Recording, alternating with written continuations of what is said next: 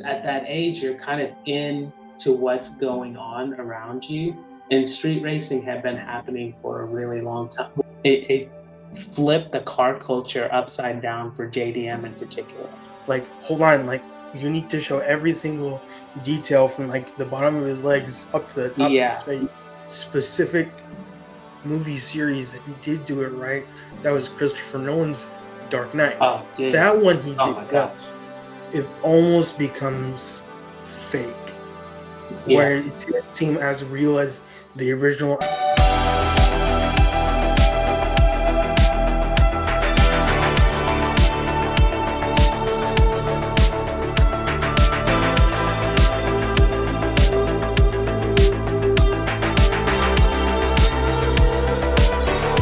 All right, what's going on, everybody? Welcome back to Beyond the Cut. Thank you guys so much for joining. Welcome back. This is my 13th episode. Thank you guys so much for the support over the past 13 episodes. But today, this is our family friend, Lance Abraham. Lance, would you like to go ahead and introduce yourself? Yeah. Hey, what's up, everybody? I'm Lance Abraham. I've known Jonathan and his family for, I'm going to say over 20 years. It's been great to see Jonathan's journey and kind of where he's headed and where he's been. Glad to be with you. Yeah. Thank you so much for doing this. I really appreciate it. Yeah. So, what would you say when you were younger? What would you say got yourself into cars? I don't know that there was any one particular thing that got me into cars, like an event that I could remember. I think the earliest that I remember was watching a couple of TV shows around cars. One was Knight Rider. It's like an 80s show about a talking car that was a black Trans Am. And then there was a show called Dukes of Hazzard, where they were like complete opposite shows. One was set like kind of in the city, super high tech. And then Dukes of Hazzard was like out in the country. Some dudes had a cool orange car that they used to jump over rivers and all kinds of stuff. I guess the common thing is they both had jumping cars. So right. I think that's probably the earliest thing where I just got really infatuated with cars. And then from there, just kind of never left. Mm. Yeah. Yeah, that's kind of similar, I guess. I never watched Knight Rider or Dukes of Hazzard. My dad's ringtone on his phone is the Knight Rider theme song. So yeah, I've seen clips of it. I just haven't watched it. But I feel like so. I tried to get when my nephews were like about, I don't know, 7, 8, when I imagined that I started watching that show, I tried to get them to watch the show. And after the first episode, they're like, oh, that was way too long. And it wasn't really, because it was the setup episode, right? It's the pilot. And that's when I learned they weren't really that much into cars. But yeah, I think back then it was such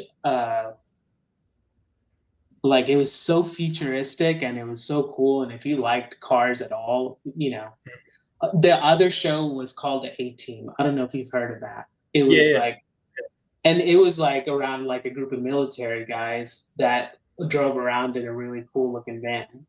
So like all of these things, I don't know, maybe like that was kind of the thing in that era, was like shows that revolved around action, cars, you know, all the stuff that we tend to like. So. Yeah, and when those came out in the early 90s? It was like late 80s, early 90s. Okay. Yeah. So then what were your like original thoughts when like the first Fast and Furious came out? So when the Fast and Furious came out, I want to say I was in either late high school or early college. And so it was funny because at that age, you're kind of into what's going on around you. And street racing had been happening for a really long time. Well, not a really long time. It'd been happening for a while. So when they came out with the movie, it was just like a continuation of the popularity of street racing at the time, which, you know, like these days it's kind of the same as like takeovers, right? It's not really safe. It's around cars. There's like people that are smarter about it, and there are people that are less smart about it. But that first Fast and Furious movie, if you go back and watch it, it's pretty, we'll call it earthy, kind of homegrown, and then it just kind of took a life of its own. I don't think anyone was expecting it to be as popular as it was. It kind of felt like it was just going to be a cult classic film, Hmm. and then it just exploded. It was Yeah. pretty nuts. Yeah, I mean it's crazy because they just celebrated their 20th anniversary of I Yeah, think or 20th or 25th of the franchise. I think that's really cool because I think that has revolutionized the way that people have made like movies about cars and the way that people view cars through the movies. Because yeah, it, at least with the original, and at least with like I think it was realistic up until maybe the third one, and then yeah, after yeah, that, after that, then it just kind of turned into heist movies, and then yeah, like the Avengers, but with cars. Like it just yeah, yeah. I think, yeah, that's what I was gonna say. I think the first few were kind of more car culture-ish with yeah, action built in, and then it turned into a series of action movies that happen to have some cars sometimes in it. right, But it probably needed to make that turn to be like commercially successful. I yeah, think like for example, they had like the Tokyo Drift, which seems to be the one people like the least. But it was very car culture. You know what I mean? It had like the action and it had the this and that. But it's like the reason people probably didn't like it was because it was a very car culture right, centric kind of thing. Like if you didn't value like the roots of drifting right, that comes from Japan, and the era and the environment and all of that stuff, then it was super cool for car guys. yeah. Probably not so great for moviegoers that have no clue about it. Yeah, I think that was one. Tokyo Drift was probably one of my favorites Yeah. of of all of them. What did you Um, like about it as opposed to the others? yeah, I think it was also like the authenticity of. Um, I love. I think the older I've gotten, the more appreciation I have towards JDM cars.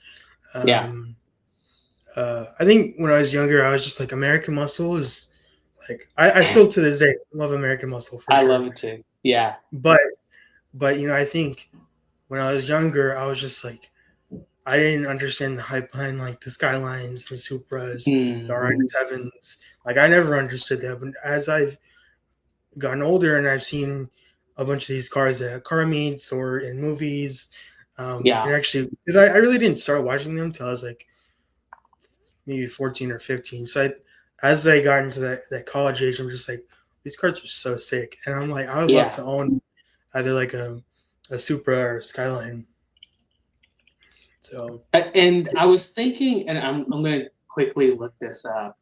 Um, but I think another thing that really helped Fast and Furious do well and really gain some momentum was something that was kind of related, but came out. I think it came out before.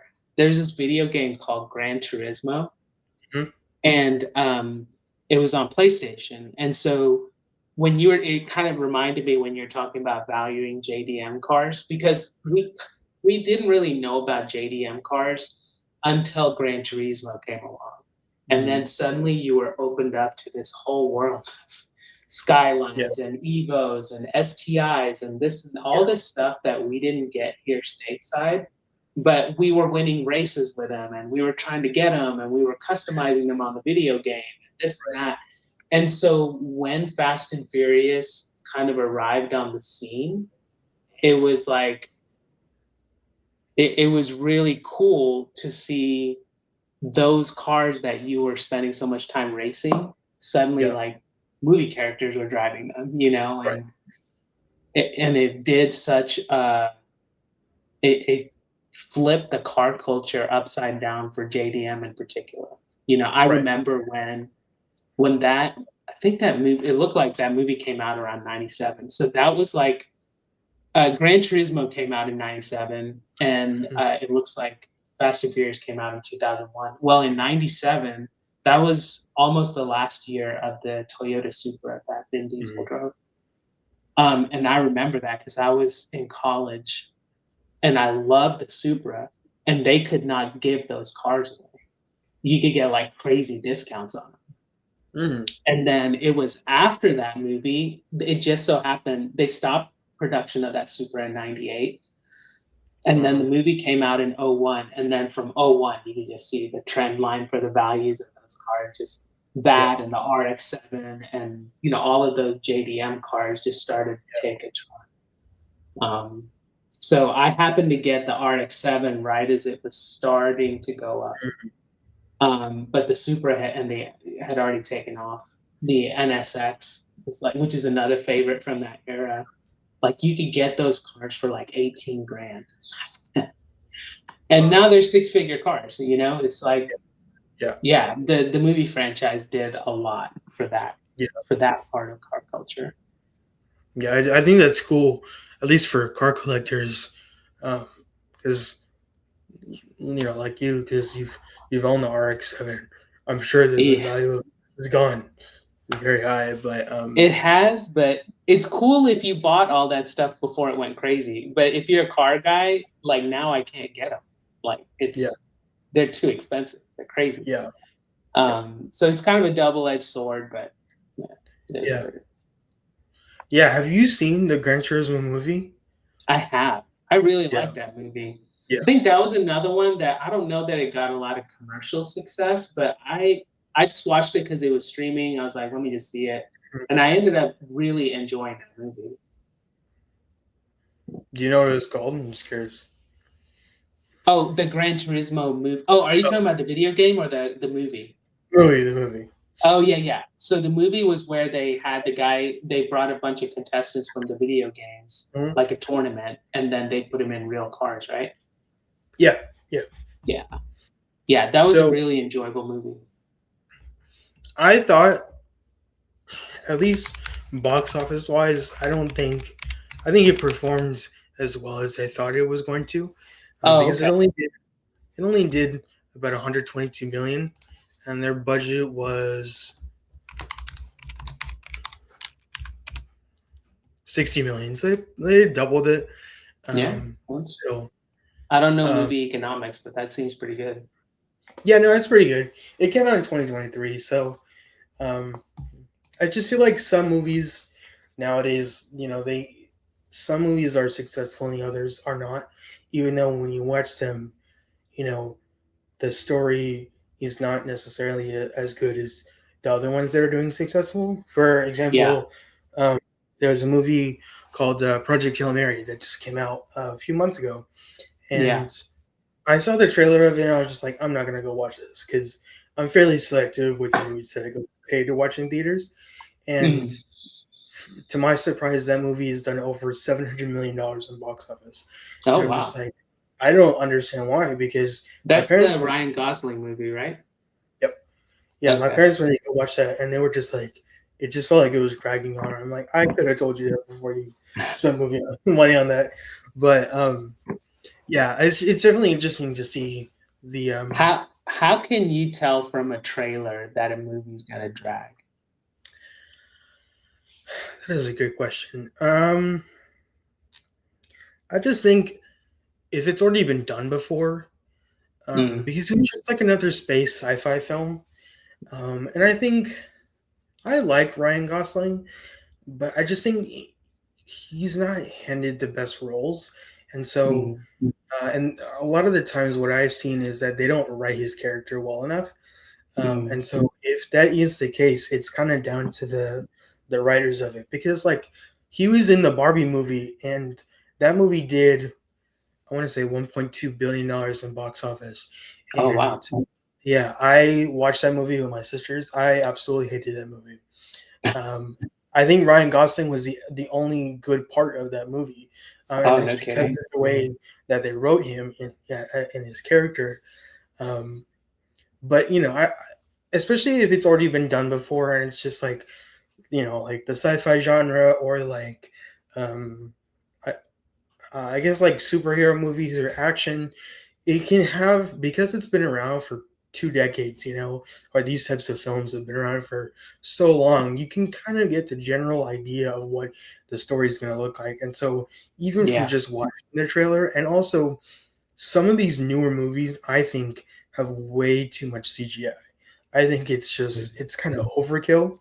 And I'm wanting to bring back, hopefully, with my career, I'm wanting to bring back that early 2000s, 2010s version of sci-fi, which is, or CGI, when like the Michael Bay with the original Transformers movies, because I think that was like peak CGI, and everything since then, I feel like it just feels fake. Um, What made it peak CGI? And the reason I ask is because I feel like that movie really hit me in a hard way, in a good way, because it was like I'd seen the 80s, yeah, original cartoons and stuff like that. And then for me, I feel like that when it came to life like that, that was like a moment because it connected the CGI. The effects were done well, and it connected to something in my childhood. And I yeah, feel like even with the Marvel movies, you see like they're really well done from the jump, but you also see like the evolution of like how smooth the animations are, how yeah, more well defined and stuff. So like I yeah, always enjoyed that whole journey too. But right. I think it's because it connects back to something here. And if I watch a movie that doesn't connect to like a memory from my childhood or something that's outstanding, brand new, then I kind of pick apart the technical Right. parts. You know what I mean? Yeah, no, I But agree like for because you, what made that peak? Um. Okay, so if you're doing like a one-to-one comparison of like the very first Transformers movie that came out in 2007 to the newer one that came out, which was Rise of the Beast, I think that one came out in 2022 or 2023. Um, you could tell. I think that they animated the transfer. Sorry, they designed with the VFX. They designed it. How do I say this? Um, I still think that the original ones made it look the most authentic and real.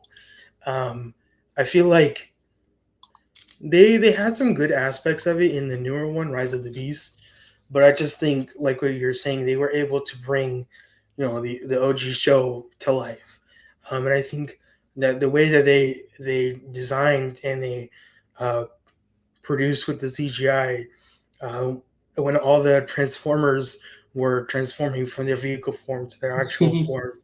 I just think that that was just so iconic because of the Yeah. way that, especially the way that Michael Bay filmed those shots. Because Mm. um, he's a very dynamic director. The way that he films his movies is very like intense, Yeah. and so the way that he would almost like, I remember the first time that the Optimus transformed from a truck into his regular self.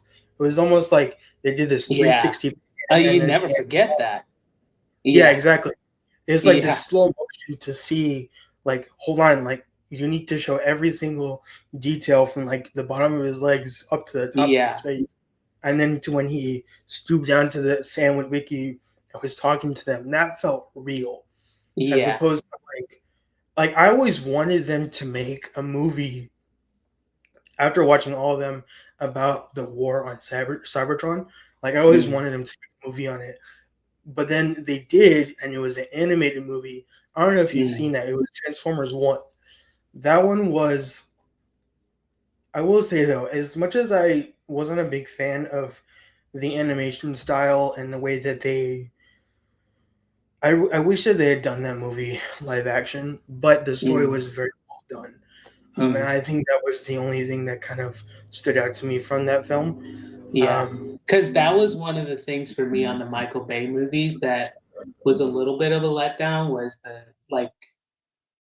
the storyline wasn't terribly complex, and then all of those Transformer movies, even the first one, like the last battle scene was kind of yeah, like it always felt too short, and it mm, always felt like it didn't give that like that battle climax that yeah, you would hope. you would like Megatron and Optimus would fight for like maybe 2 minutes, and it was Yeah, just and it was in the midst of all this other stuff going on. It was just right. like it's part of the battle instead of like a central.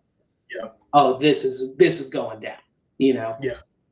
I will say that one of the things I didn't like about the original Transformers movies was they had focused a lot on the human's perspective of Yeah. the Transformers.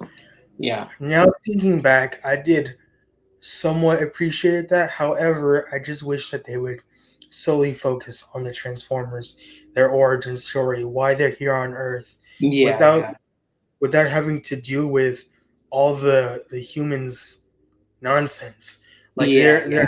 work around the government because and Yeah. they had to team up with the government because they had certain jurisdiction. I'm like, do you know who you're talking to? Like these are Yeah. Yeah. actual beings. Like Yeah. um I mean that kind of to a certain extent like the Marvel characters kind of had to do the same thing. Like they had to kind of be regulated by the government. And then you're just like, but you're a Yeah. superhero. You shouldn't have to do that. Yeah. But then you have to face the real world consequences of when you destroy an entire city and Yeah. the humans are left, or the regular people are left to clean up the mess. It's kind of Yeah. the same concept. And so, I don't know. I think when it came to like what made it stand out to me. I used to watch an animated show of the Transformers. It was like early 2000s called Transformers Prime. Yeah. Um, I've watched yeah, that. yeah, Yeah. I love that show so much. Yeah. That was a Um, great show. yeah, and to see, because I think I saw the first Transformers when I want to say 13 or 14. And just to see the way that everything just came to life, I was like, this is so much cooler when it's real life as opposed to like an animated show where they Yeah. have a certain squad and they have to stay within those characters because otherwise they have to write new characters and whatever. Yeah. Um, but that was super cool for me to see how they went It. from animated to real life and was Yeah. able to tie in those different characters. I Yeah. definitely wish that they added more characters from the show, even like the original Hasbro show. I wish that Yeah. they added more characters, or that Yeah. they didn't kill off certain characters. Yeah. But and like I wish that they were. I know that like the constant rivalry or battle between Optimus and Megatron was like age old battle. But I kind of wish that they would kill him off after like the second one, and kind of a part of me wished that they would move on to the next villain, but somehow they were still always tied to Megatron. And even from Yeah. 1 to 6, he was still in all of them. And I'm like, okay, Like he's I. dying, and Yeah. Go ahead. Finish your thought. Sorry. yeah, and he was He's just they dying in kept what? they just kept bringing him back to life, and then Yeah. just a little bit different, and then yeah, I don't know. It's Yeah. I I think feel that's what like for somebody like me, I if they had killed off Megatron or Optimus early, I don't know that I would have watched the other ones. mm, Because like I think because it was a TV show, the TV show got a chance for you to get really attached to the characters. yeah, And so when it comes to the movies, that's what makes it tough is you want to have those characters stick around because you're used to seeing them week in, week out.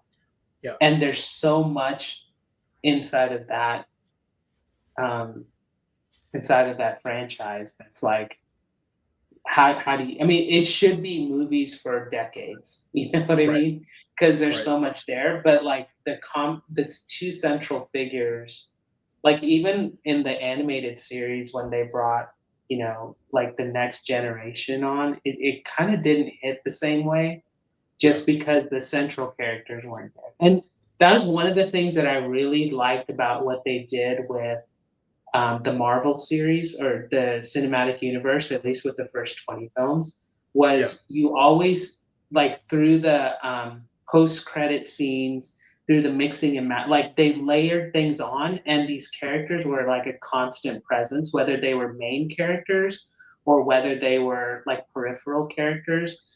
And they started off with you understanding each of their backstories and their movie. And so Right. when they came together for Avengers, or when they came together for Civil War, or when they came together for all these other ones, it's like you're already in it. You know what I mean? You're with these characters and you're attached to them, and Right. you get to be with them for 20, 15 to 20 movies. You know what I mean? Right. And I feel like that's part of what made Endgame so powerful. Like, Yep. you're just so vested in these characters. You spent 20 movies getting to know them, looking at their, getting to see their struggles and their victories, and you get to see the villains and Right. and it all comes together in this thing, and you're just like, whoa. And Yep.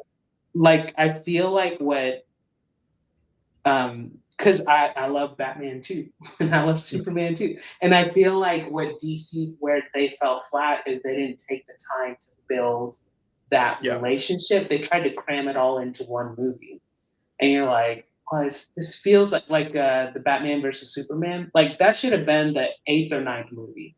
You know Yeah. what I mean? Yeah. Because you had no chance to get like attached to any of those characters, Yeah. and then they all team up, and then there's this huge villain, and then one of like Superman, you're just like, whoa, this was Yeah. way too much for Yeah. like one movie. And then you just kind of walk away from it like, well, that was all right, Yeah. and think Yeah. about how you felt when you walked away from Endgame. You're like, Mhm. Yeah. like they rolled Yeah. those credits and you just felt like a phase of your life just ended. Mhm. you know Yeah. I really did. Yeah. Yeah. I think with DC, I wasn't always the biggest fan of DC. I watched, I saw the Justice League Snyder cut. That was like, I'm pretty sure my first DC movie. So I watched it was done in order. yeah, But I, if I did a straight up comparison of, and even like the first Avengers and Justice League, the Snyder Cut was 3 hours. yeah, Um, and I'd never seen a movie that long before. And then I watched it, and I was just like, it just felt so underwhelming. Like it was yeah, not that effective as like, because you saw Bruce Wayne like recruiting everybody, and not everybody having their own oppositions and not wanting to join and whatever. yeah, And I think the powerful part about the Avengers movie is that they had something that brought them together, and that was the death of Phil Coulson. That was just like, we're mhm, avenging it, and we have to mhm, obviously save the city, save the world from impending doom. That was the thing that united them and finally took them after much opposition to be like, all right, fine, let's just do this. But yeah, with it did, I felt like with Justice League, it didn't have that same level of yeah, conviction, yeah, where it's like it was clear as day as to what their mission was. I did not get that feel of it. And besides the fact mhm. that it was 3 hours, I'm just like, I watched a 3 hour movie for what? Yeah, Um, and that should have been 3 movies, is what it right, should have been. Yeah, right. But I will say, if there is one specific movie series that did do it right, that was Christopher Nolan's Dark Knight. oh, dude, That one he oh did my well. gosh, Um, yeah, yes. I've rewatched that series probably more than I should care to admit. Like, it's yeah, yeah, that is hands down probably. Yeah, you can just watch it straight. That's 10 hours of movies that you could yeah, just watch, no problem. yeah, yeah. Yeah, No, I mean, I do definitely think that DC was fortunate enough to hire Christopher Nolan to be the director of those films. yeah, Um, because I think also another one of DC's problem is that they lack a lot of continuity issues. Like yeah, it from when they first started back in like, I want to say the first. Well, no, DC's been around for a while because they've had like 6 different Batmans. Um, they just like they lack wanting to stick with one actor, one director, and have some sort of like build up moments. Because the Justice Yeah, League, the Justice League's, or sorry, DC's version of Thanos was Darkseid, and so that should have been the end game moment. However, you kind of like consolidated, like you said, a lot of information and a lot of screen time into, I want to say maybe 3 to 5 movies as opposed to over 10. yeah, Um, I mean, they had like certain origin movies like Aquaman and Wonder Woman. I would have liked to see an origin story of the yeah, Flash and yeah, Cyborg, yeah. Because but Aquaman and Wonder Woman, they were good origin movies. Like yeah, actually, I enjoyed those. It was just, yeah, to your point, it feels like they weren't playing the long game so they could yeah, arrange these. You know what I right, mean? And say, hey, we're gonna layer these so that the viewers, the audience is like they're bought in on yeah, what we're doing. You know? yeah. Yeah, no, they didn't do that. And I think that's what made it disappointing to me. Also, I think Yeah, it's because I was comparing it to Marvel. I'm just like, I know. this is not good. This It's is it's what am I kind of like watching? being, yeah, it's kind of like being Isaiah Thomas and Michael Jordan's in the league. It's like, what are you gonna, Right, you could be as good as you want to be. right. It's tough. Yeah, Yeah. and and I think they keep rolling out these Batman movies because they know that people are gonna watch it, and that's the only. I think that's the only reason why. And Yeah. I do think that they may have something good going if they continue to let James Gunn continue to write the movies and direct the movies and produce the What was movies the that he one? wants to. What was the DC movie he did? So he did. He's okay. So he's been in charge. He's the co CEO or co head of DC. He's been there Oh, for 3 years, 2 or 3 years, and okay. so Because he he did did. the Guardians franchise, right? Yes, yeah. And Okay. so after that, after he built up a phenomenal reputation, um, he did the Superman movie, and then after that, he did. The He's most recent Superman movie. yes, yes. I actually like that one. Okay, I didn't Did you watch not it, like that one? Oh, so okay. I didn't watch it. Yeah, I don't know because I was comparing it to Man of Steel, and just like it just didn't have that because Henry Cavill to me will always be Superman, Yeah. Yeah, right? And then that's true. Christian Bale will always be Yeah, Batman. it's Like you hard to can beat have him. Yeah, 20 different Batman and Superman characters, but yeah, to certain audience members like myself, you're gonna have one yeah, person that is clearly better than everybody totally, else because they totally. just embody that role and they were written so much better. Yeah, yeah. And so after that, he's releasing he's coming out with 2 movies this year. There's Supergirl, and then he's coming out with Clayface. So that should be interesting because Clayface is actually going to be DC's first ever horror movie. So that'll be Oh, interesting. okay. Um, yeah, I've they haven't introduced Clayface yet in the DC universe to my knowledge, and that should be interesting. But Supergirl, the way that they filmed it and the way that the trailer looks, it gave me Guardians of the Galaxy vibes, and I think that's one Okay. thing that I appreciate about James Gunn is that he has this style. This He like puts the humor in there too.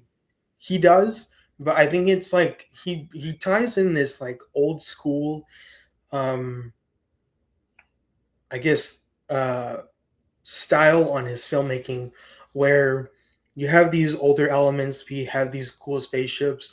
You're including older music in this futuristic sci-fi film.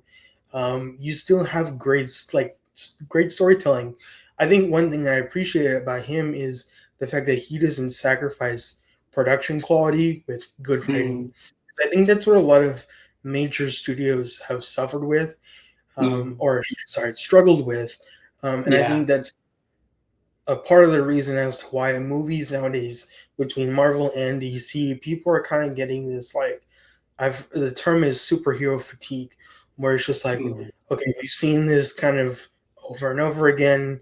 Like, can we try to switch it up? But like, the problem, or the good thing about movies back in the early 2000s was that Disney was super tight on their budget. When they released the first Iron Man movie, if I remember correctly, their budget was, I want to say, 10 to 20 million dollars.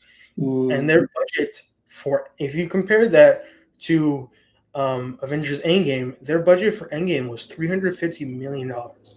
Oh So wow. it's, so if you do a straight up comparison, obviously Endgame was Endgame. It was very well done. Yeah, yeah. I mean, they knew what to do with it. Right, exactly, because they were Yeah, building up for it for 12 years. yeah, But I think what I appreciate about the original Iron Man was the fact that John Favreau, the director, he did such a good job with the way that they they had a lot of restrictions due to the lack of funding, and they were taking a gamble on Robert Downey yeah, Jr.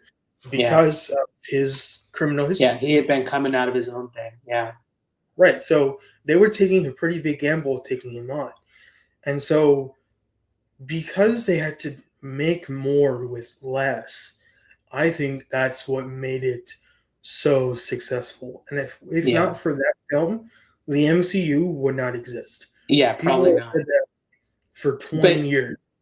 yeah, and I feel like and this I feel like this has to do with budget, but the when you don't have budget, then you have to lean on something. It can't be technical, and it can't be, super crazy locations. And oftentimes what I feel like the greats do is they rely on storytelling. If you Yeah, can tell a good story and you can get your audience attached to the character early on and bought in and aligned with, like, I want to see this guy succeed, yeah, like, and then you can take them through an intricate story. It's super cool. Like, I remember when, like, Christopher Nolan is so good at that. Like, I think the first movie I saw of his, and I saw it just casually, was Inception. mm, And I know he's made movies before that. I went back and watched some of those, but yeah, like, um, it was like this perfect blend of like CGI, crazy dream world, intricate storytelling, yeah, like mysterious characters, but you were bought in on seeing one guy succeed from right, early in the movie. And like a lot of the time you see, like with superheroes, I think Iron Man did an awesome job of that. Is like Robert Downey Jr. Stuck in a like he's high flying and then he's low flying, yeah, and then it's a complex story, but you're pretty early hooked in on this guy. You're like, he's yeah, cool. He makes do with nothing. He befriends a guy like genuinely. He has a good heart, and those things come together. And you're like, I want to see this guy succeed. yeah.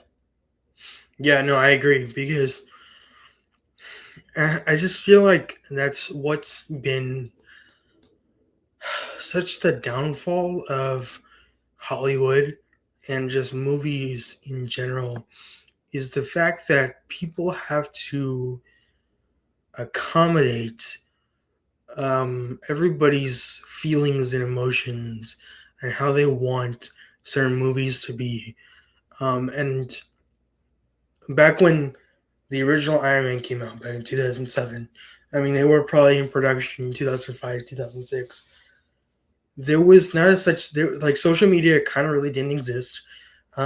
And there was no real issue with like censorship or trying to hurt anybody's feelings. But Mm, you could, and also like you didn't have a politically correct story. You could really just write whatever you wanted. And so when you have all these different issues now in 2026, you're just like, okay, why are we tying in all these political issues and racial issues and ideology issues and theology issues into these films where just like people just want to watch a movie to watch a movie. Like yeah, I don't want to think about all these different things unless if it's specifically for that movie. yeah, But if it's like an action movie, like okay, for example, um, people were wanting after Iron Man had technically died in Endgame, people were wanting Spider-Man to take up his mantle, And so in Spider-Man, Far From Home, and then No Way Home, you really saw how he like struggled with um, the loss of Tony.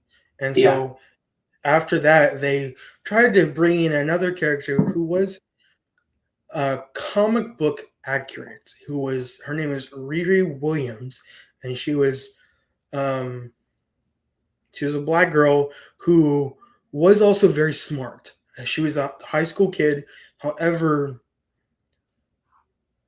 the way that they wrote her character, um, you should watch clips of it yourself so you can understand what I'm saying. But um, they were almost like taking a stab at Tony Stark's original writing, saying like one of the lines was, "Do you think Tony Stark would be Iron Man if he wasn't a millionaire or billionaire or whatever?" But then they're Mm, just like, time out. Do you remember the original writing that you wrote 20 years ago? Which was he built that in a cave with nothing. mm, So he really mm, wasn't a billionaire when he became Iron Man. And mm, so they tried to take up this mantle, and they did they brought her in two movies. They brought her in Black Panther 2, and then in her own show Ironheart. They tried to portray her as if she was taking up this Iron Man mantle. However, I didn't even watch it because I've seen enough clips and watched enough reviews to see how, even if you just look up the straight up comparison, there's so much CGI that's what I'm saying. It looks fake. So with mm. the advancements of CGI and VFX artists, like they're very good at what they do. However, because of these endless budgets, where it just seems like they're just throwing money, like it's ridiculous.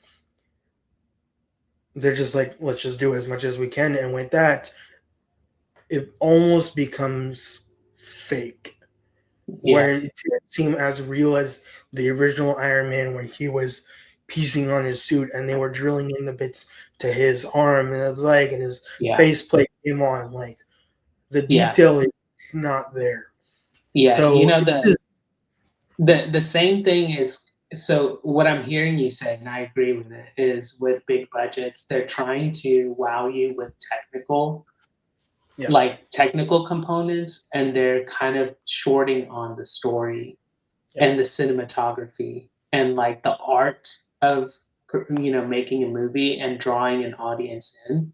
The same thing is happening with cars, as cars get more and more electronically laden, and for safety reasons or for cool factor reasons or whatever, they just keep putting more and more tech.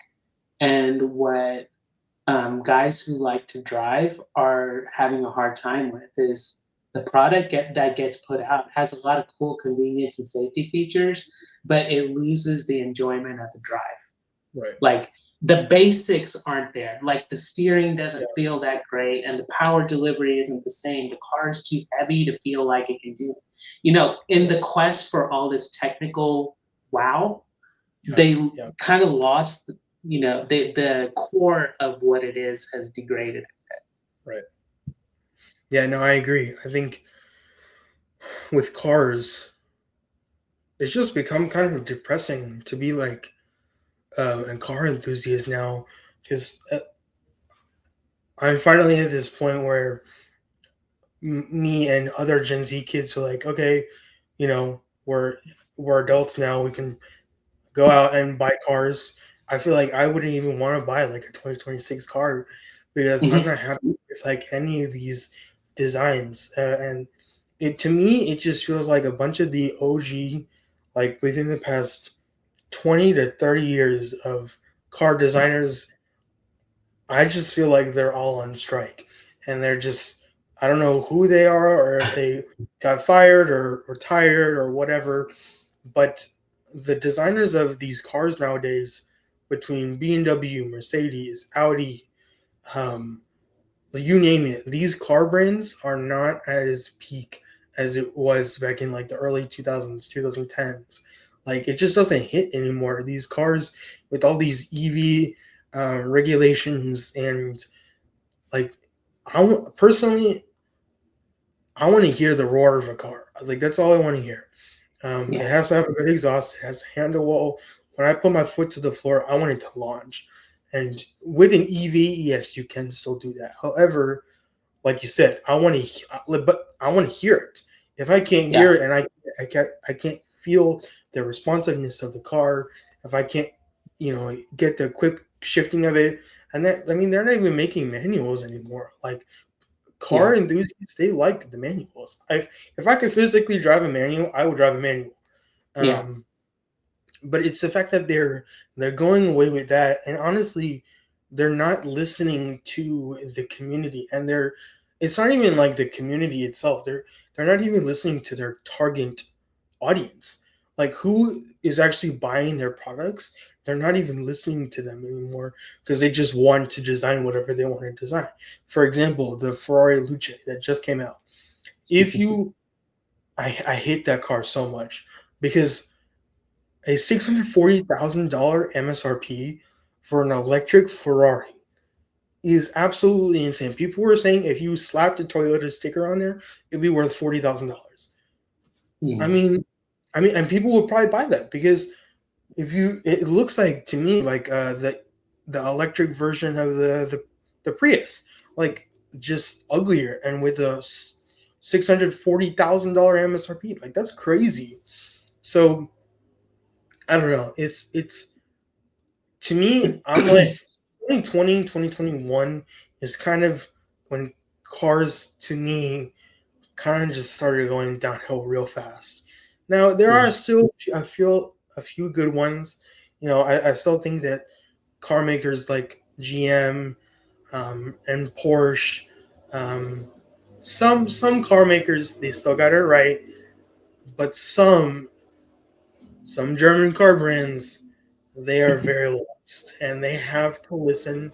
They have to listen to the people who are buying their cars, and if they're not, their stocks are going to go down, and they're going to start losing a ton of So money. so So here's what I've kind of learned, and I would say it's an encouragement to Gen Zers. Um, but it's so if we took that to the BMW board and we told them that, I think what they would probably push back and tell us is, look at our sales figures over the last 10 years. Like you guys, the enthusiasts, make up a very small subsection of what we sell. mm, So that's why we create the M line for you guys. That's why right, Mercedes creates the AMG line. Like for you guys, like you're gonna have to pay a premium for that product. yeah, But our goal is not to make a product just for the guys who like to hear their cars. yeah, Our goal is to make the most money possible. Now, if you yeah, look at that as the objective, BMW, Audi, these guys have done pretty well, yeah, right? And so, if you take a step back, what most people want is something where the car hooks up to their phone, it's quiet, it's comfortable, it like insulates you. It's like the complete opposite of what we want. And yeah, they're the ones that go out and buy and lease these new cars. Typically, people like us come in and buy the cars secondhand. Now, there's yeah, a group of rich people like us that will go out and buy the Porsches and buy the yeah, Ferraris, but for Ferrari, it's coming out with the Luce. It's like, well, what's going to tell whether it's a success or not is if they sell all of them or yeah, sell enough to make money on it. And I think there's enough people out there with that kind of money that don't want like a traditional. So what's happening? I've been doing a fair bit of reading on this.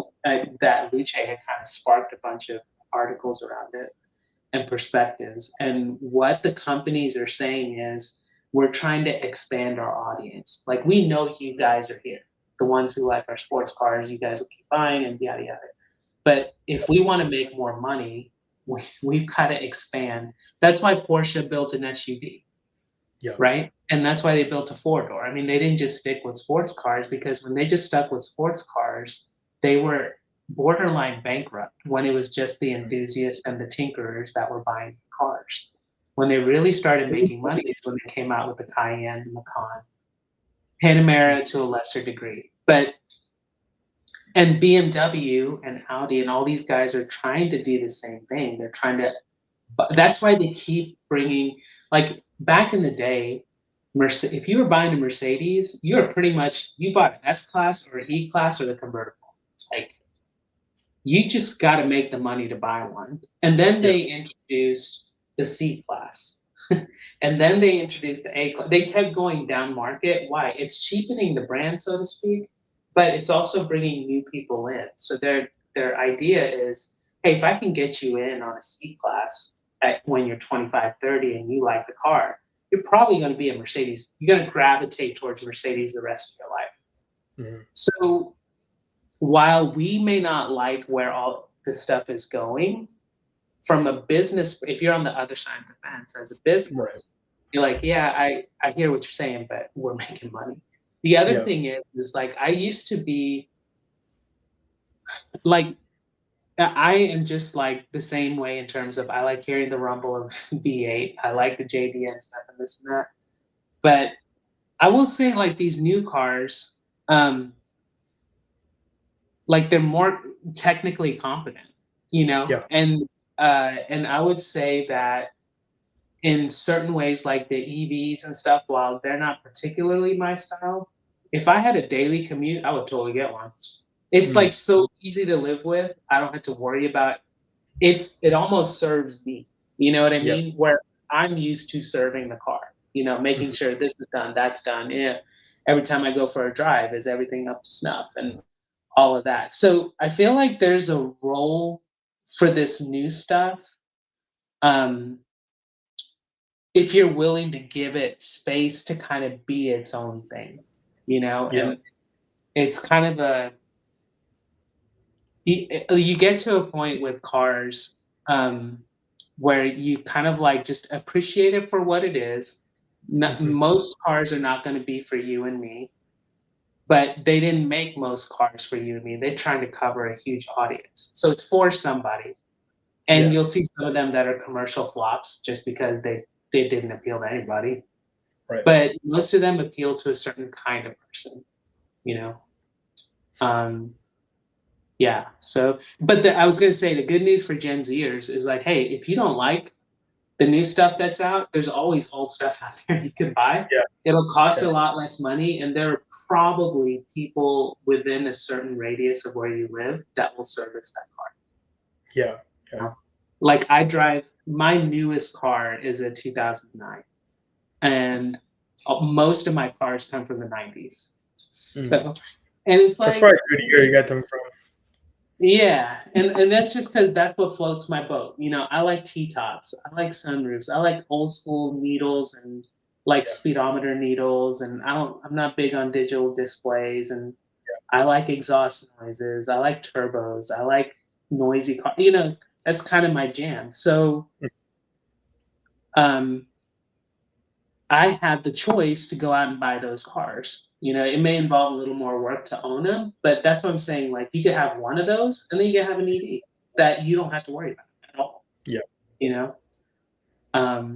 So I think there's a lot of for people who love cars. There's a lot of hope because we have a lot of choice. With movies, it's kind of like we just take what they give us. You know. Yeah. And if there's nothing good out there, it just kind of sucks for us because we don't have anywhere else to go for Yeah. movies. But for cars, at least you got options. Yeah. Yeah. Yeah. I think after I'm done with college, uh, that my next car is definitely going to be a truck. That's what I want. Okay. Yeah, Are you uh are you a regular? Yeah, go ahead. I'm looking at either a Tacoma or a Tundra. Okay. I my dream truck is a TRX, but um, I think in order to keep it reliable and to hold on to it for a little bit, Toyota's probably going to be the best route. Um, I mean, and it's not big enough, but we can still use it to go to the dump or help someone move or something like that with like even a Tacoma. Yeah. But I've been wanting a truck for a while. Um, Okay. yeah, yeah, Yeah. Anybody I know that has a truck hasn't regretted it. If I was getting a truck, it would be the first gen Raptor. I think that's It's like it's reliable. It gets 0 gas mileage, but Yeah. it's a good sized truck. It does what Yeah. I want. It's comfortable enough. It's fast. Yeah. Yeah, that's kind of, and you can get them for like under right around 20 grand now, so they're not Mm. terribly expensive. Yeah. Yeah. So I guess a slight pivot, I guess. Um, so I've been running my own business for almost a year as of next month, which is crazy. And so I've been learning a lot about, at least within the video space, um, I've been learning a lot how a lot of experienced videographers and agency owners, they say to not focus on, or not just do whatever you can get your hands on, because that's what I did for, honestly, the past year, where I Mm-hmm. just took whatever gig I could get, and more often than not, those that I tried to keep on as like a retainer client, they did not work, and I I worked with more salon suites than I would Okay. care to admit, and so I'm like, this is not what I want to do. I hate this so much, Okay. because and the reason I bring that up is because as I've been learning a lot more, and I feel like that's the, the plus side of resources like YouTube, where you can just learn anything, and Mm-hmm. learn from all these different experienced people who have been doing this for quite some time and they have a successful business. And you don't have to buy a course from all of them, but they're giving this information away for free. Um, but what I've been learning is that you gotta stick to one thing and you gotta just get good at Mm-hmm. that one thing. Because if you do all these different things like what I've been doing, I'm stretching myself really thin. Mm-hmm. And I've honestly, I like be learning how to become a business owner. That's what I like.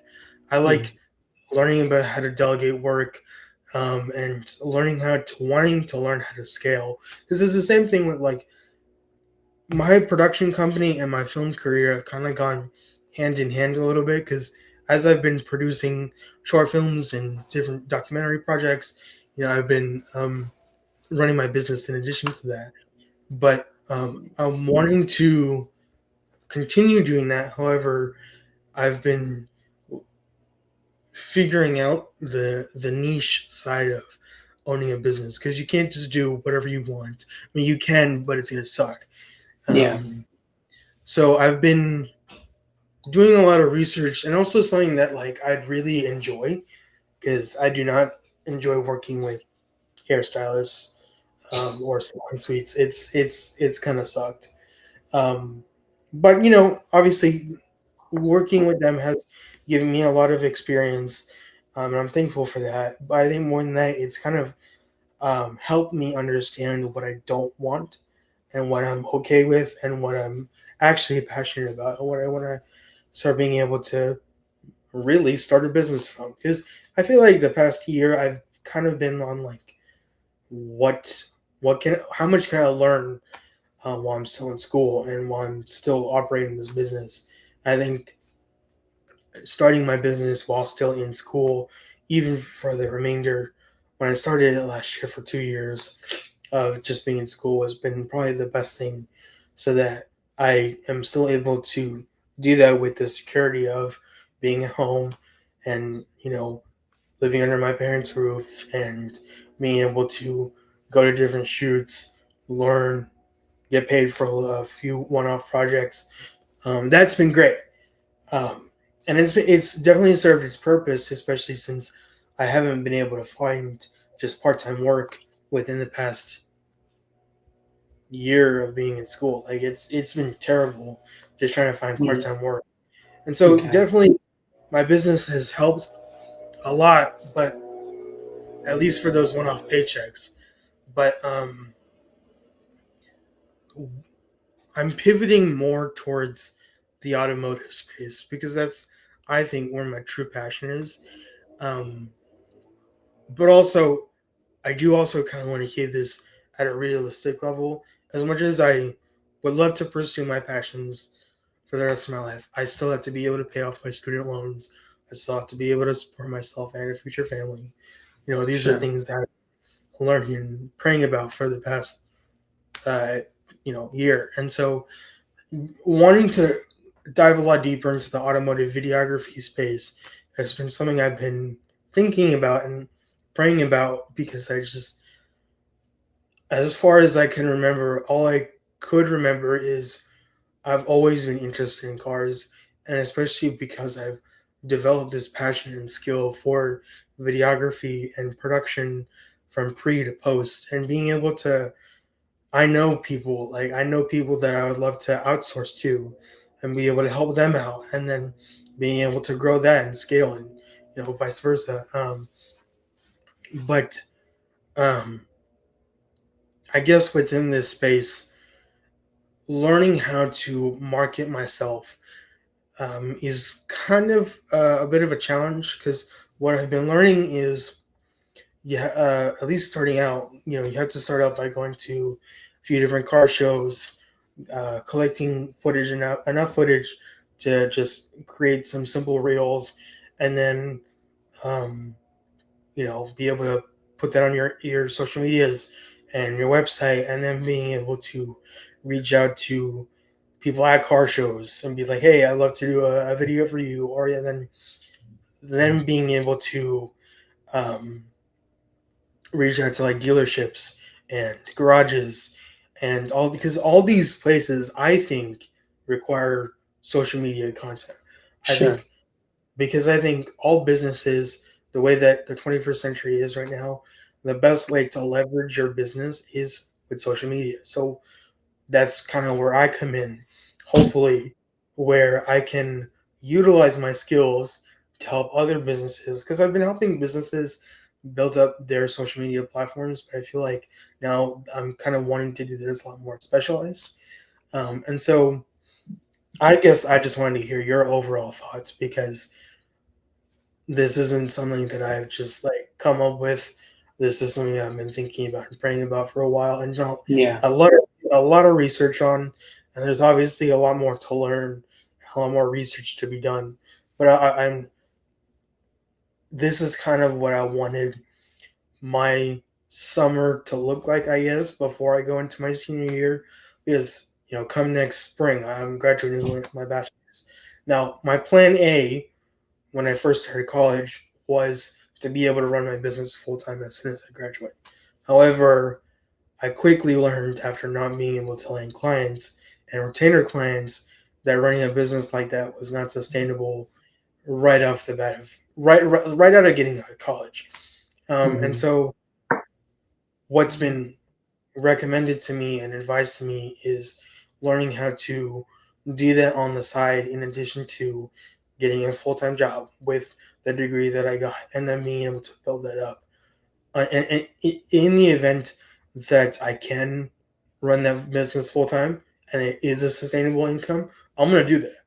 But Yeah. until that day comes, I'm still gonna go out, get a full time job, whatever that looks like, and then just during the weekends or something like that, be able to just continuously grow and build in my skills and be able to grow my clientele until it gets to the point where it is sustainable. It's like I can be able to afford to pay my bills and pay off student debt, be able to support a future wife and family. But as of right now, that's kind of where my head is at, and because it's taken some time to pivot from just wanting to do anything. Because with other production companies within the DFW area, even in like the city of Dallas, like if you look at their websites, they have done anything and everything between documentaries, promotional content, testimonials, working with so many different brands.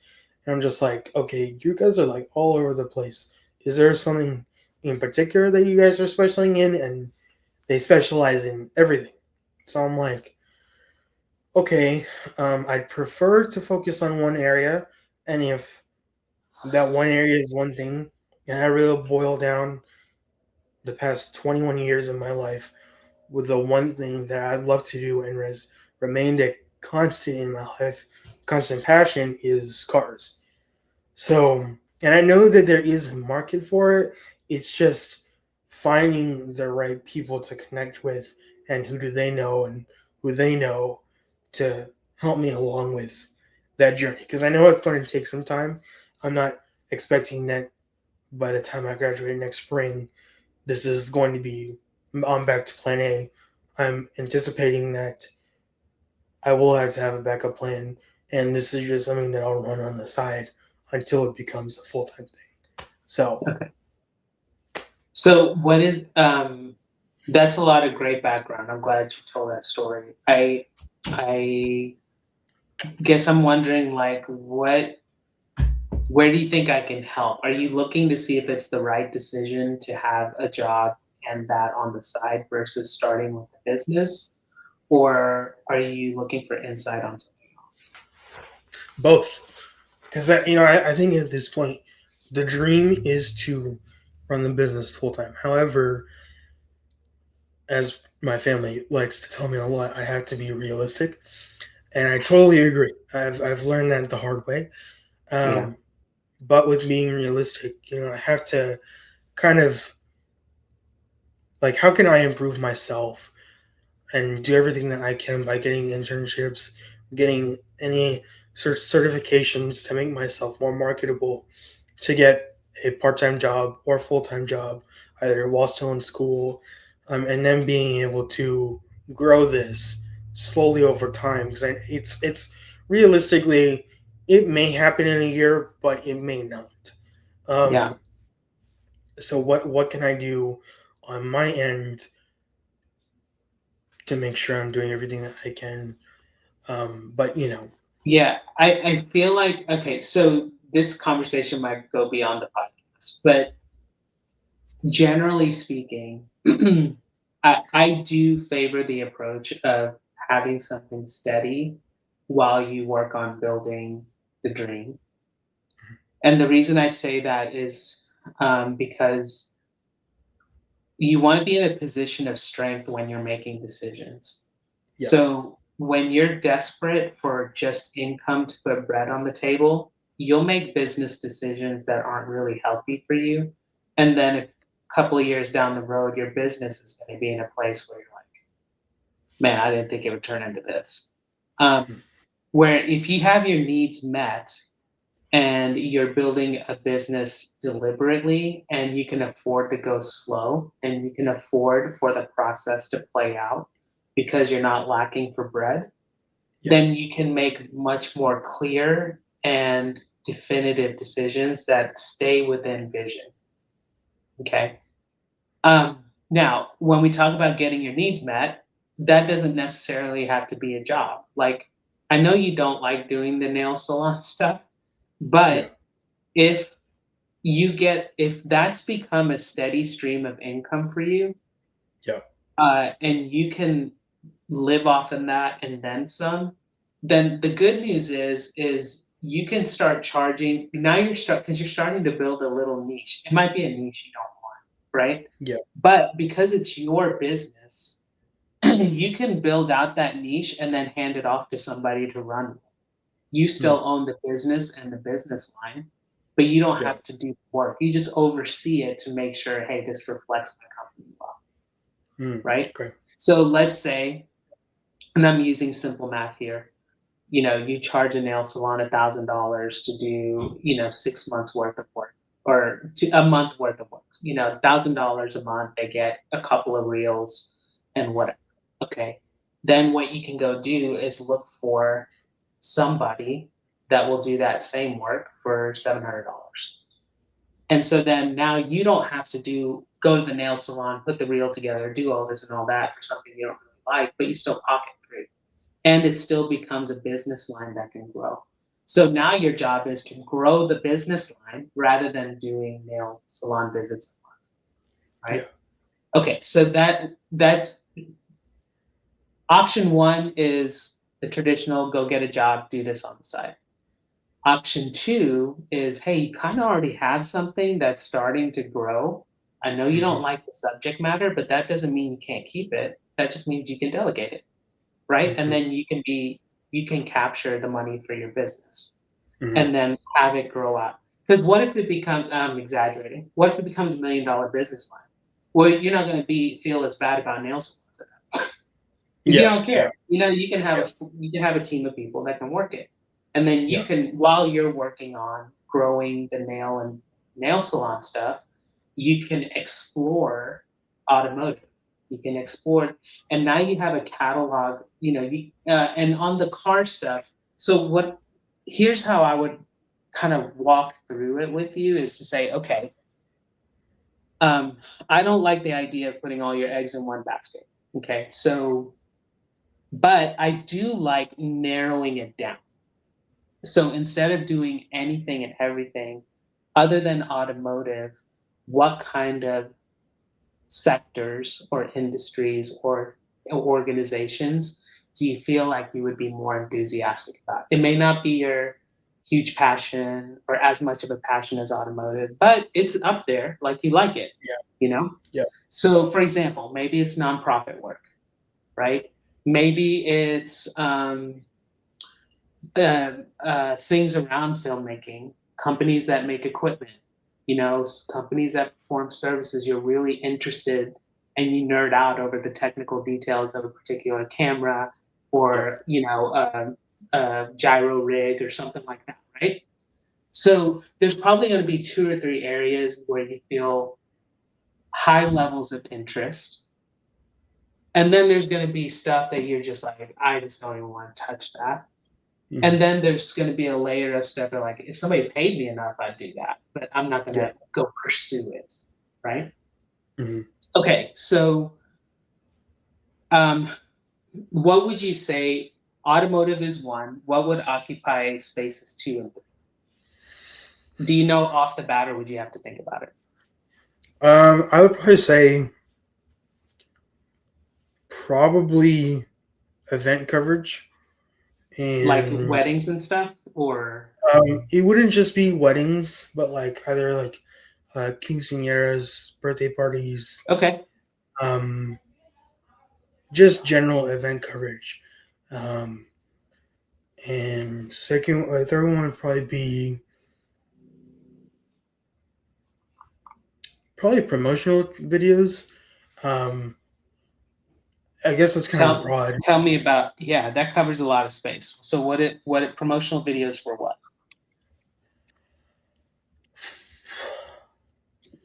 I'm no, probably gonna say like for products or services. Um, like if a small business is like rolling out a new product, I would probably want to help them with that.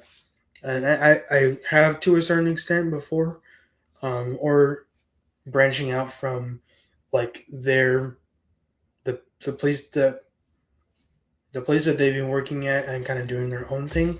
I've done that as well, but I guess that's kind of three. I guess I Are know there that's are there particular kinds of products? yeah. I would love to say camera gear. Um, Okay. yeah, Anything else?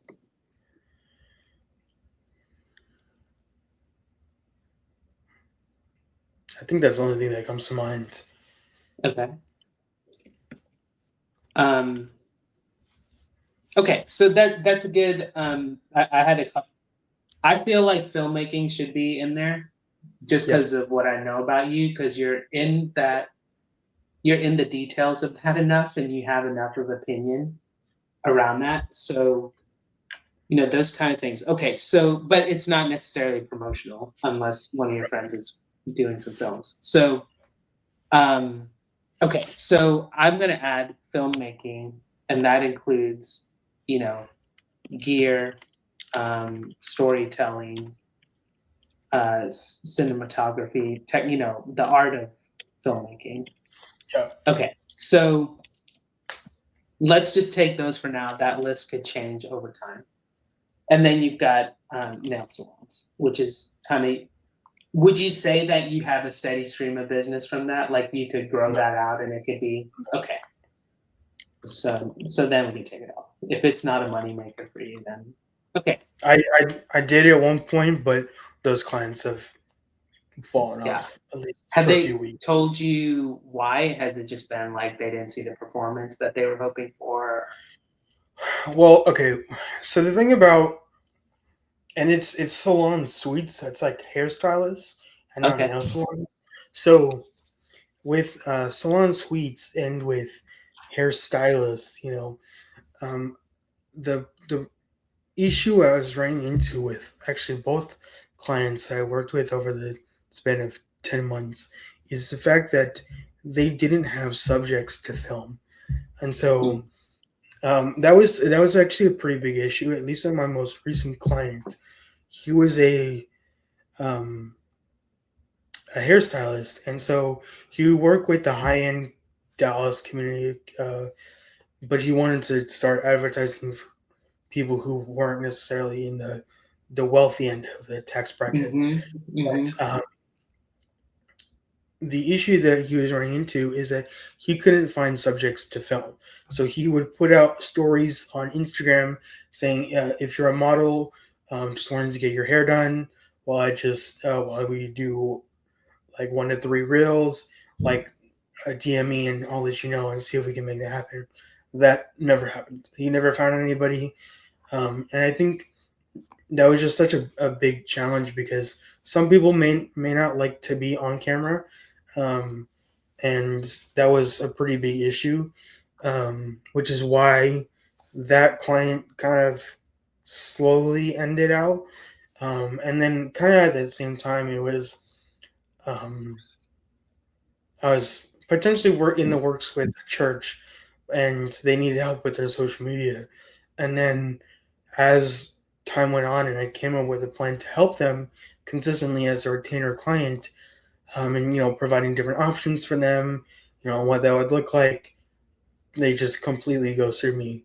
And I Mm. reached out for roughly about a month every single Mhm. week, and they just completely ghosted me. They paid me for the one project that I did for them, and I was just Okay. like, okay, that's great, but when I met up with their team, they made it clear as day they really needed help with their social media content Mhm. because their numbers for their church had been going down slowly over time, and so they Okay. needed to kind of branch out and reach out to people of my generation and with people outside of just Facebook, but Instagram, TikTok, YouTube, Mhm. and what that Mhm. would look like, and just making content and consistently for them.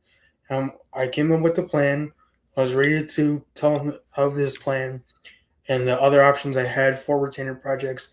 But then I think over time, and this is kind of like the downside of like the two sidedness of working with the church, especially from a third party business perspective, is that they may not be able to afford my prices, Yeah. and especially for a consistent retainer. And I'm not trying to like become so cheap that anybody that somebody else could do it Right. for cheaper, but also spending enough, especially for travel time, because they were all the way out in I want to say Mesquite, so it's like an hour away. So Mhm. travel Mhm. time and then those shooting days, what that would look like, pre-production, so what type of videos we would need, and then going there, filming that, and then editing it, sending it back to them, making sure that I was charging enough, but obviously not little enough where I wasn't even like breaking even. I didn't want that. Right. But then Right. I realized that especially as a church with smaller numbers, especially dwindling over time, they're not getting as much tithe and Mhm. offering, and so they're they need to keep on their staff. That obviously that's priority number one in maintaining the church, obviously. But something like this would kind of come second, especially when they could theoretically do all this themselves. Yeah. They just I just had the expertise behind working with that because I've worked with clients before, but that was what kind of helped. That but after that specific one, I kind of wanted to avoid, especially with my business, perhaps not with my career, but with my business, staying away from potentially working with churches because they may not be able to afford prices Yeah. within. the production and the video production field, because you can get fairly cheap, but then somebody could do it at that price or cheaper. Sure. Yeah. Um, and you obviously want somebody local, but I don't know. That's what I learned from that, because I'm just like, okay, there's obviously not everybody is able to afford my very well researched and well thought out prices. Where I just I didn't just come up with a number, but it was a Mhm. lot of research and researching the market around me and what that would look like. Yeah. But that's what it would look like. So Yeah. Yeah. Okay, so a couple of thoughts on that. So if yeah, you don't have kind of a growing service line inside of your business right now, then I would say, um, yeah, find a job within the industry. yep, Uh, and even if it's full time, you'll have time to work on stuff. Like the nature of what you do, like mhm, you can use nights and weekends to do the work. It's not like you're having to work within business hours. yeah, Um, that's the beauty of what you do. So, um, and the second reason I would say find a job within the industry is it just gets you in the door. yeah, Like you get to put something on your resume with a company that hopefully is a little more substantial and recognizable in the industry, or you're doing video work for a company that, yeah, like, oh, okay, somebody actually hired you because they thought you were good. So, but I think the overarching thing is I would want your mind frame to be in a strong place so that you can afford to refuse business that you don't want to pursue and yeah, wait for business that you do want to pursue. yeah, And that becomes really difficult when the business is what puts bread on your table. mhm, Um, on the one hand, like it depends on the kind of person you are. If you're on the one hand,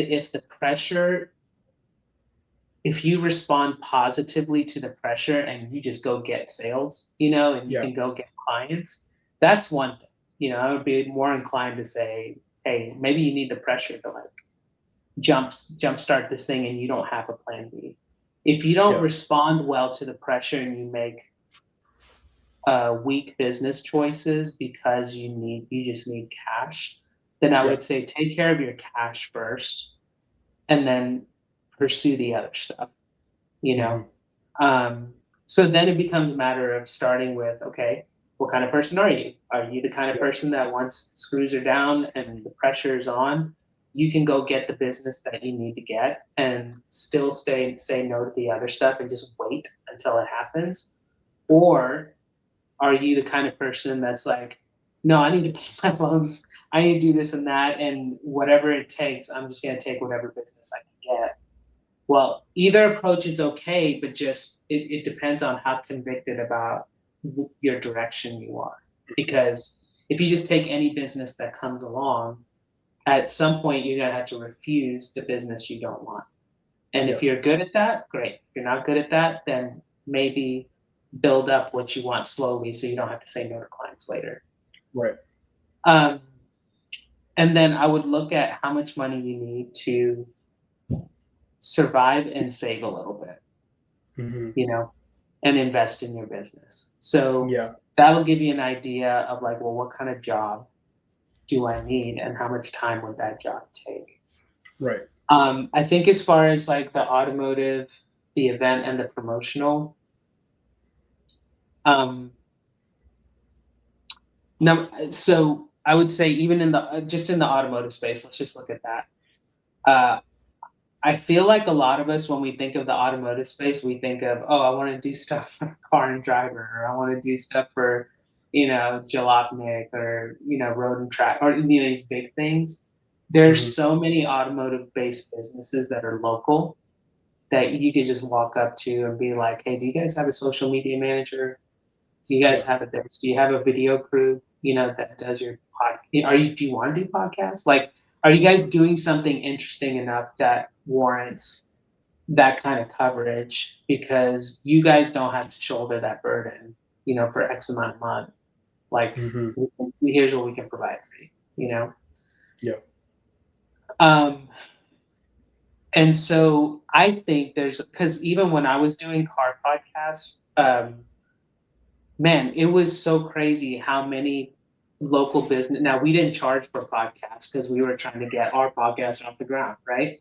So we would just go in and do it. But it was so interesting because we took a certain lane on our storytelling that other people weren't necessarily doing. Um, but it was surprising how many local, like it was local tuning shops, local.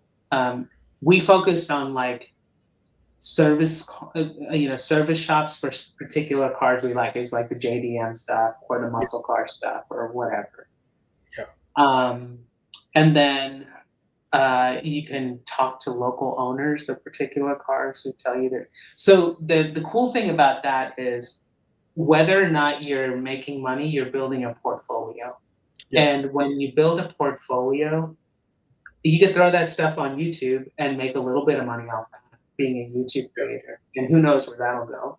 But the more important thing is if you ever did go to a car and driver or a Lexus or so and so or whatever, now you have a portfolio that you can look back on that's kind of your brand.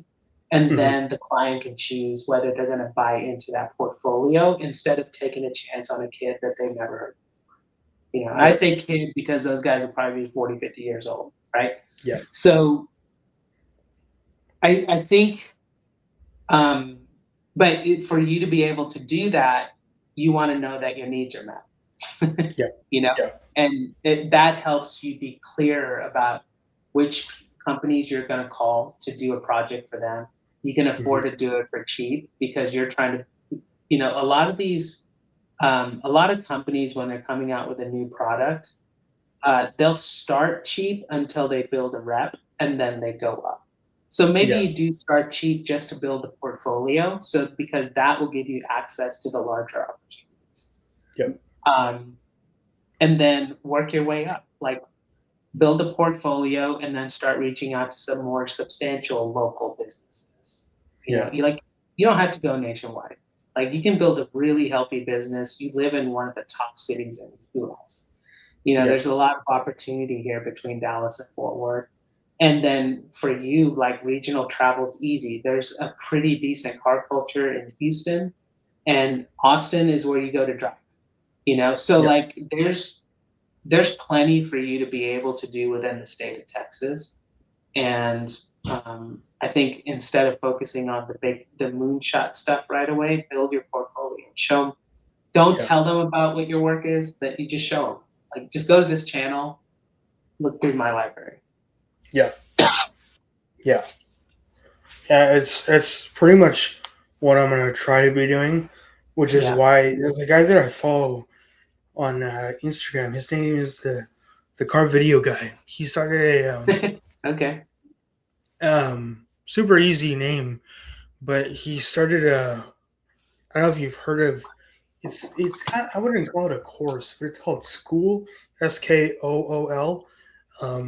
He is a program where it's I guess it's a course, but it's actually fairly affordable, and he teaches people how to properly shoot cars, how to just show up to a car show and shoot all the cars that are there, and how Mhm. to shoot it properly, all the right video settings, how to use a gimbal properly, how to color grade it properly, how to create a portfolio, and to be um, leverage that for your business or whatever.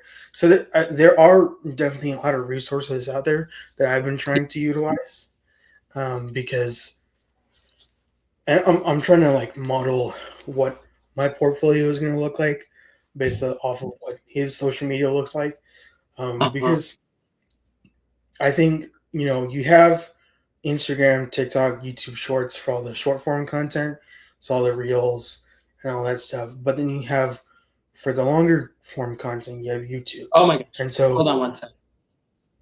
Say that again. so for the longer form content, at least for these types of creators who are in the automotive space, Yeah. um, they have these longer I guess I don't want to call it a highlight reel, but just like a quick minute and a half, 2 minute video of a car with a new body kit or with a new exhaust or something like that. And so there are Yeah, yeah. plenty of people doing that. And so when I reference other creators who have been doing this for a while, they're like you said, their entire YouTube channel is their entire portfolio. And so that's what I've been trying to do and trying to figure out how I can based off because I feel like for the past 3 or 4 weeks I've been trying to go to a lot more car shows during the weekends Hmm. so I can start learning how to shoot cars properly and learning the proper video settings because I know the basic production, but there's a lot more nitty gritty details, especially when it comes to shooting in log and how to color grade properly and how to edit better, Hmm. all these things Hmm. that are Hmm. going to enhance my ability to put that on my portfolio and say, hey, I did this for. They don't need to know that I did it for free, but saying this is my portfolio. What do you think? And so Yeah, that's what I've been actively trying to do. But definitely by going to a lot more car shows is, and then being able to just come up with a bunch of reels, post that on like my portfolio or on my website, just that people can see this is what I do. Um, yeah, but yeah, that's good. yeah, Yeah, I think it's a good move to kind of get the technical details down, like by going to car shows. You see if you can get some people that will let you film their car, you give them the yeah, footage, that kind of thing, or you put together something, throw it up on YouTube, and send them the link. But once you get the technical details down, it'll be good for what I would look for you to do is go to like figure out what niche you want the business to make money doing. So you're not going to make a lot of money filming cars for people like rolling shots.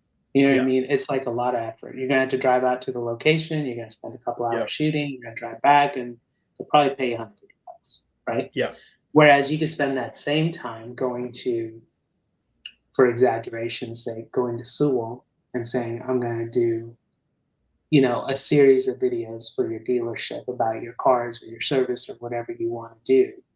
yeah, And you can spend similar time and make a lot more money. yeah, So like once you figure out what the pockets that you want to be in, then go pursue those pockets. yeah, And you're gonna have a lot of non-video work before you start doing video yeah, work. yeah, Like you gotta go, yeah, you gotta know your story. You go in, you gotta pitch it, and then get your first client, get your second client, and yeah, then do great work for them. yeah. Um, like you go through the process of building the business in that sense. Um, yeah. So I think, well, I guess the other thing I would want to ask you is like within what kind of jobs would you be looking at that are within your industry? Like what kinds of companies would you be looking at, or what kinds of roles would you be looking at? Yeah, so I was fortunate enough to finally be able to land an internship for this summer, and this is at the YMCA. Okay. So I'm a digital media associate intern for them, and so that's just it's more or less a videographer role, just helping churning out content for them for all their events and all that stuff. And so I've been thinking about what that's going to look like if I can potentially propose the idea of becoming either like their creative director or their head of media because they don't really they have a lot of marketing campaigns but they don't necessarily post all of them on social media. It's just kind of like Mm, their official YMCA um, Instagram is kind of all over the place. okay. They have posted a lot, but their reels are like even posting a simple recap video of the event itself would do a lot more traction than any post. And so proposing any of that would obviously Hmm. require me to potentially go to all these different events within the DFW space because the Yeah. YMCA obviously has so many different locations. That is the only other thing because if I wanted to hypothetically be the head of media, that would require building out a full on production team. But as a nonprofit organization, what is that going to look like? Are they really willing to do something like that? Or is that just kind of something that just goes to the wayside? And Yeah. whenever they have the chance to post, they post. So other Yeah. stuff like that, because, you know, being either like a creative director or a head of media, I have definitely thought about um, definitely being like the head of media at a church or an AV tech or a sound technician or a video technician. Like those are all potential jobs that I could do within my field Mhm. that aren't necessarily like full on executive producer roles. Because even within the film space, even working for like a local production company, you never start out as like a director or a writer or a Mhm. producer. You got to start out as a production assistant like all the time. So those are the type of positions that are out there Have because you they're good. have you thought about looking at roles within like a production house? Like a production company that has larger clients? Uh, are you talking about like a content house or what do you mean a production house? Somebody who has, let's say somebody who has you know, the Lexus dealership or somebody who has the Audi dealership in the area, like whoever is contracted to them, like you find a job with that company where they teach, like you get to learn the ins and outs of the production, videoing, color grading, like the whole thing, at that level. I mean, that would be great because that's within a production team, and I'd love to do that. But I think what I've noticed, especially within, even with part time and especially internships, they are just incredibly competitive. Mhm. Um, that's the only thing about it's the biggest thing with the creative space is that they are incredibly competitive. And if you don't have the best portfolio or you're willing to work the max amount of hours, I haven't been selected for those types of opportunities. Okay. So that's why I've kind of like, as much as I'd like to work for a DFW production team or a production company, and just working as like a camera operator or something like that, like because that's kind of as simple as it gets, especially with the level of experience that I have. It As much as I'd like to do that, I just don't think due to the strictly competitiveness of the field, um, I've kind of strayed away from that and kind of going into like technician roles or head of media, where it's Mhm. almost like, or even a social media manager or anything like that, where it requires less skill per se and more Mhm. know how about marketing and how Mhm. to execute those ideas, when to Okay. schedule those posts and stuff like that. That's kind of where, at least within strictly like my career field, that's Mhm. kind of where I slowly began to pivot a little bit because of the amount of applications that I've submitted for part-time and internship positions, and then not turning me down due to the fact that there's so many applicants, and just because of the competitiveness. That's really all it comes down to. So, Yeah. but then again, that goes for any field. So, I feel like even if you had your own business, you're gonna run across pretty much anywhere you're running across, like yeah, it's gonna be ultra competitive because you're in Dallas Fort Worth. It's just yeah, there's so many people that can do it. Now, if you are willing to travel out yeah, and go to secondary cities, that could be actually a plan for you. Is like mhm, go where other people are not going and mhm, develop relationships, and they're going to be a lot more like when I was doing, I still do business for healthcare, but I found that when I was doing selling at the secondary markets, um, I found it easier to develop relationships and get business because there nobody goes out there to see them. So if you care enough to go out there and see them consistently over time, they know you're vested in them, and then mhm. they will give you business. So it could be that I know this is kind of Texas local talk or Dallas local talk, but it could be that you go out to like Granbury, it could be you go out to Tyler, it could be that you go out to these secondary markets that have things going on. Like Tyler has a university, Granbury has a huge tourism scene, but it's not like a nationally known thing. It's just Yeah. there's a lot of really good small businesses out there. So, Mm.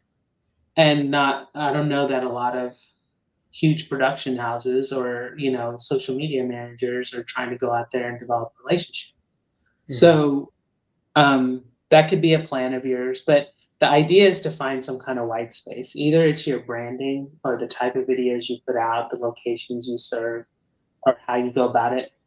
um, Ultra competitive just means you're in a venue or a room that's overcrowded. You just need to find another room. Yeah. um, So even with you finding a job, like it could be that instead of being a director or a media manager, you could be just one of the content producers, or maybe you are a media manager. The thing is like it just means you have to go find the businesses that just happen to be looking for one of those and have a little bit of budget for one. And your first couple of clients, businesses do this all the time. It's like there's a period of time where you get loss leaders so that you can build the brand. And once you've proven the product works, then you go out and, client 4, 5, and 6 are going to pay retail price. Your Yeah. first few clients are going to benefit financially because they rolled the dice on you. Yeah. Yeah. Yeah. And it gets off the ground. I feel like once you get your first client, it's like Yeah. that's the first domino. Once you cross that threshold, then you can kind of work some other stuff. Yeah. Um, but yeah, I would like even within that, just even if you're working for a social media manager at a car dealership, I mean that's cool. You can do some things and put your fingerprint on there, and that's part of your resume, and Yeah. you enjoy the work. Yeah. Um, but yeah, I like the idea of take care of your needs and some savings first. Hopefully, a little money to invest into your business consistently, and Yeah. then just make good like focus on building the business the way you want to build it instead of having to build it based on. Yeah. Yeah. Hmm. Yeah. Well, I really appreciate all the advice. This is exactly what I wanted to talk about, honestly, Oh, because cool, man. because this has been something that's, I guess, been on my mind for since I started at UNT. So since August, I've just been dealing with a lot mentally, and I'm just like, I need to figure out some sort of, because what was happening wasn't, at least in my business, it just wasn't panning out the way that I was wanting it to, and I'm just like, well, dang, if this is my plan A, I have to come up with a plan B and C, because Yeah, 6 months after graduation, I got to start paying off my loans. yeah, So it's just stuff like that where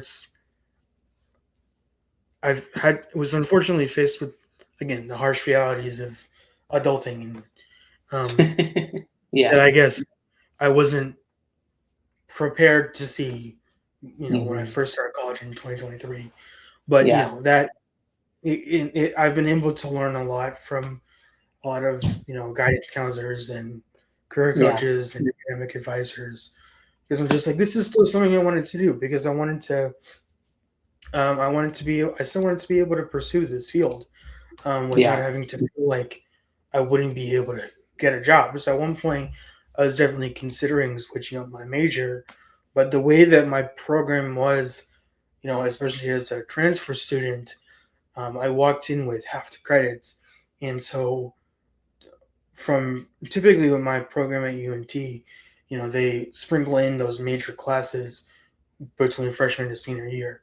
But because I was walking in with half the credits, I was doing those core classes with 2 years to go. And so they required a lot of prereqs. And so I really am not able to take the production classes I want to take until my senior year.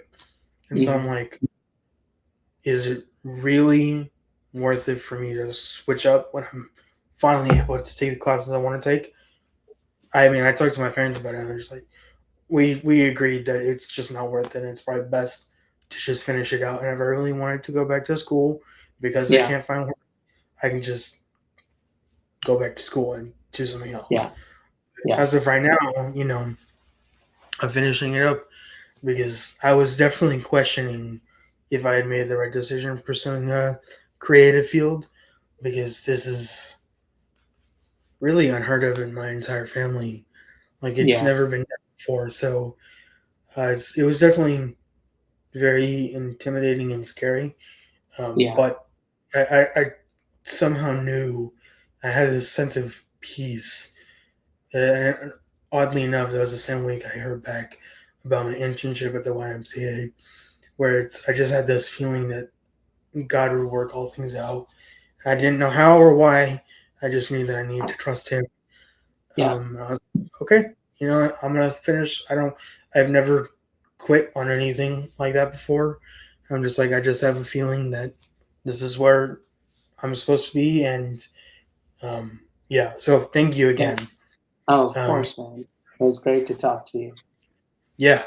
So to kind of wrap it up, I like to ask all my guests if there's one thing that you would like to share with the future generation and even people in your generation as well.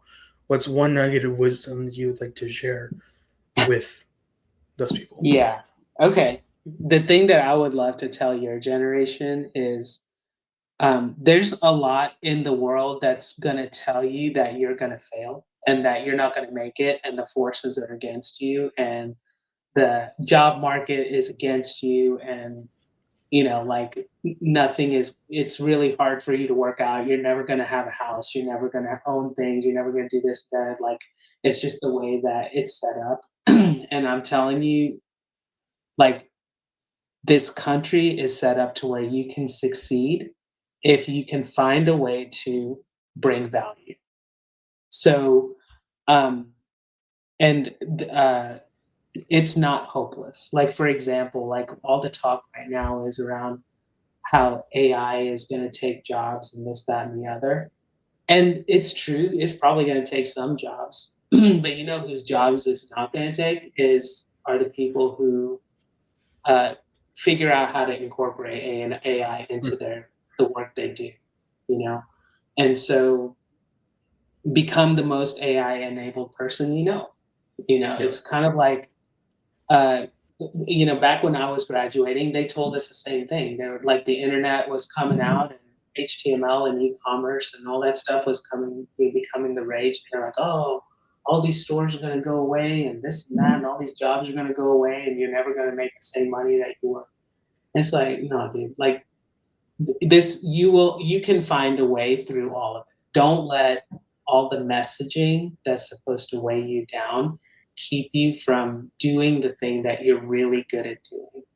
Yeah. Because if you're really good at what you're doing and you can figure out a way to infuse technology and what society values today, because society today values the creatives. They do. And if you're in a kind of like what they would call a boring field, like accounting or something like that, if you Yeah. find a way to infuse AI into those, you're suddenly really valuable. Mhm. Like there's always an opportunity. I think that's the one liner is, don't listen to what the media tells you. Don't listen to what all of the naysayers say to you. There is always an opportunity, and there's usually an opportunity for you.